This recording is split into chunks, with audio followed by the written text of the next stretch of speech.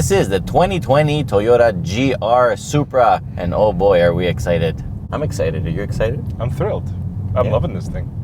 I'm loving it too. The whole 2 days I got it. I drove it for a day and a half, okay? It's probably like the one car that I wanted to drive so much this year, and then you end up driving it more than I do.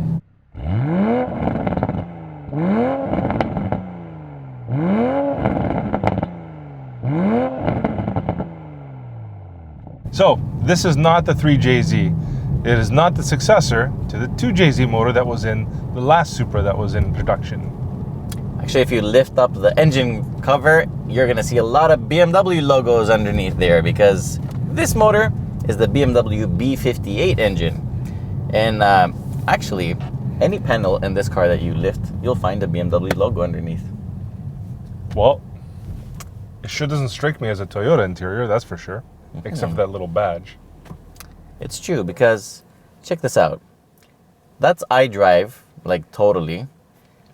This is BMW. The air vents are the new style BMW. The buttons here Radio are BMW. controls, BMW even. With the... Well, this is probably not BMW. So it says safety system, traction control, parking. So this is Toyota, right here. Okay. The steering is BMW, except this bottom part where the heated button should be. So they kind of changed it. The fit and finish is very BMW in the materials. Like this interior feels like a Beamer. Yep. Oh, wait. No hollow headrest, but it is a sports seat, so. But you know what my favorite feature is in this car? The Bluetooth audio, because the mics are right there. That's BMW. It's definitely BMW. No, the double bubble roof. Yeah. And where did they get that idea from? Race cars with helmets? No, the 2000 GT. Where did that get the idea from? You know one thing that's completely not BMW? That. The instrument cluster. And I personally really like it. I think it's simple. It's to the point. I love it. The heads-up display, though, is again completely BMW. Full on. So what is not BMW in this car? The exterior design. Hence the Toyota badge. Yeah, and just like the Camry, it has a lot of fake vents on it, but it actually looks really good. And it actually has design elements from the LC line, like the LC 500. Remember the Rockstar Kind of stick out a little bit, but they don't have that 3D-ness, like the... No, but that's for the LC, man. Afterburner stuff, yeah, true. Yeah. Now let's address the elephant in the room here, and let's talk about this B58 motor, because here's what I think. I think Toyota went to the drawing board, they put down all the requirements for the new Supra's drivetrain, and then they realized, oh, where can we get a closed deck design, a really powerful motor with modern engineering that will fit the Toyota Supra? And then, because BMW and Toyota have like a long relationship of partnering through engines and diesel motors and whatever, somebody said, you know what, guys, that B58 sounds like a really good idea for this Supra. And you know what? It actually is a really good idea because it's very powerful. They say it makes 335 horsepower and 365 pound-feet of torque, but we all know that that is bullshit. This car is much more powerful than that. And you can tell because once you put it in sport, oh no, put it gear down. No, no. Just listen to this. Okay, stop. You're like it's raining, Steve. This car pulls and pulls and pulls. It's really powerful. The gearbox 8-speed ZF from BMW. Perfect match to it. I know you want a manual. Everybody's asking for a manual, but you know what the problem is with everybody that's asking Toyota to make a manual? You should ask BMW to make it. Because it's a BMW design. And while you're at it, bark up that tree. Just get the rest of it from BMW too. Which is basically what they did here. The problem with the Supra being a BMW is not on an engineering level. The car is fantastic. It's a brilliant car. But it's a matter of principle because the car is not a mainstream budget car. It's an iconic car that has a cult following. So for the fans, it feels kind of disappointing. It feels almost like Toyota has, accepted defeat that they can't do it. And it's kind of like, from one hand, it's like you have a hole in your drywall and you call up your buddy, you ask him to patch the hole up for you. But on the other hand, it's like you can't impregnate your wife and you call your buddy to do it for you. That's a little bit different. Last thing I want to point out about the engine is that it makes a really nice turbo sound, so you can hear it when you have the windows open. You can hear like the turbo sounds going on, and the exhaust sounds really good. But you know what's really funny about it? It was someone else's turbo? It sounds exactly like the Z4. That's because it is a Z4. Once again, basically. Sorry, but it is. But that's not a bad thing, because the Z4, watch our video by clicking up there, it actually sounds really good.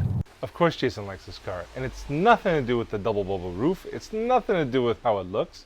It's because it's a BMW. That's it. Now, handling in this car is something that needs to be brought to your attention. This thing handles unlike any other car I've driven. Well, okay, maybe the Z4. It's a little bit of over-exaggeration, but yeah, to the point, it's really good. It's amazing. You can calm it down as much as you want, but man. You know what? You know the guys at Speed Academy? Yeah. Lovely guys. They do track tests. They actually took a completely stock Toyota Supra, privately owned, because Toyota won't let us take this to the track, but it was like bone stock. They took it to Toronto Motorsport Park, and they did a 1:19.5 lap time. Like, to crack the 120 at Cayuga, because it's a small track and it's really hard on brakes, really hard on cornering, that is amazing. Like, the car, sub 120, stock tires, wow, that is fast.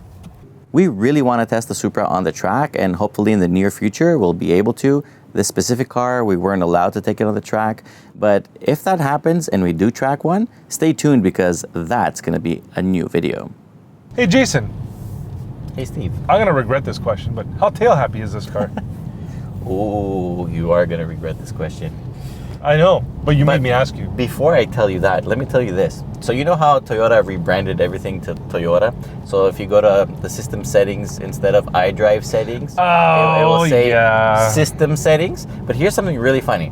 When you enable the traction control, okay, so I'm just going to quickly disable it so then I can enable it.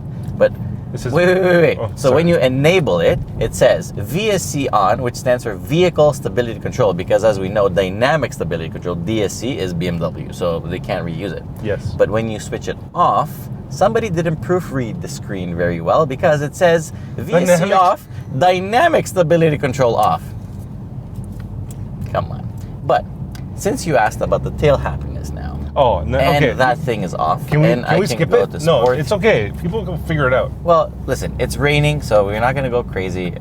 Random turn in the middle of nowhere. I'm not even going to try that hard, okay? Tail happiness. Let's see. Sideways! See? That is very tail happy. However, when you're going fast, the vehicle is very well balanced. Switching everything back on before Toyota kills us.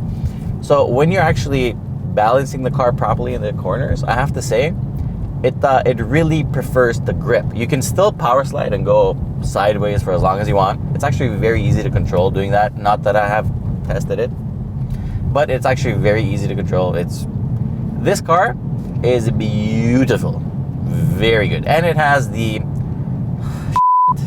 M active differential in the back from BMW. So I don't know if y'all noticed, but Jason's really talking a lot, and that's because he loves BMWs. No wonder he likes it. Not that I dislike Toyotas, but hey, this is probably the nicest Toyota I've ever driven. I'd have to agree with that. And I've driven a lot of Toyotas. The one last thing I want to tell you is that Toyota made it very easy for people to appear as they have magic driving abilities, because when is it VSC or DSC? VSC is in the sport mode. It actually lets you go quite a lot of sideways before it then corrects you, but it will actually never let you crash. So you can appear to be Ken Block and drift this car around. Well, maybe not at that angle, but yeah. So what do you think of the exterior? Yay or nay? Yay. Yay for me too. Did you notice how many like inlets and surfaces and like, sporty elements are around the bumpers and the car itself? Yes, that's because they were trying to perfect the aerodynamics of the Supra. So it's very race ready. And I really like the thing in the back. Are you trying to make a heart? The driving position, I have to say, is stellar. It is like one of the nicest driving positions I've been in this year. Absolutely love it. What do you think about the seats? They're comfy. I like them. They keep you stuck inside. It's soft, but okay, it's not soft, but they're... Once I got rid of the 10 tons of lumbar support you had on, like, I'm really happy. You have a problem with lumbar? I hate things pushing from behind. Back problems. The car makes a really good noise. It's pretty fast. It handles beautifully. I mean, what else do you need in a sports car? Now, in case you're interested, fuel economy wise, we've been averaging 12.2. That's not bad. Really respectable. Premium, but yeah, not bad. Prices in the US start at exactly $50,000. You have to pay $54,000 for the premium model, which is equivalent to the car we're testing here today, or you can get a launch edition for $55,250. In Canada, there's only one price, and it's $65,000. I've noticed we have quite a lot of room once we're inside the car. It's not bad at all. What? How about going in and out? Did you say there's room in this car? I'm fine. You're fine. For a normal human being like me, I'm completely fine. What's normal about you? Anyway, that's not... Good question. That's up to someone else's perspective. If you're 6'2", like I am, you're going to have a of a time getting in and out of this thing. But at least you have something to look forward to when you get in. Let's see you do that, because that's pretty entertaining.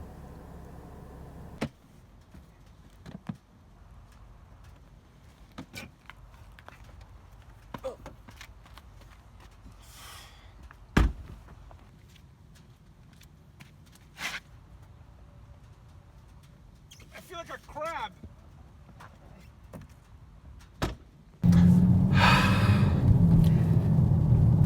You're happier now, aren't you? So was I. Guess what? What? It's payback time for the Steve shake. Do you know what a Jason shake is? Oh no. Look, it's handling great.